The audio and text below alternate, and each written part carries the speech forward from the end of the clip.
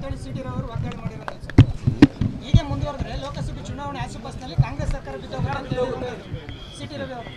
ನಾವು 136 ಜನ ಗೆದ್ದಿದ್ದೀವಿ. ಎಷ್ಟು ಜನ? 136. ನಮ್ಗೆ ಎಷ್ಟು ಓಟ್ ಬಂದಿರೋದು? 43% ಓಟ್ ಬಂದಿದೆ. ಅವ್ರಿಗೆ ಎಷ್ಟು ಬಂದಿದೆ? 37% ಓಟ್ ಬಂದಿದೆ. ಹೆಂಗೆ ಬಿದ್ದೋಗುತ್ತೆ? ಹೆಂಗೆ ಬಿದ್ದೋಗೋದು? ಹೆಂಗಯ್ಯ?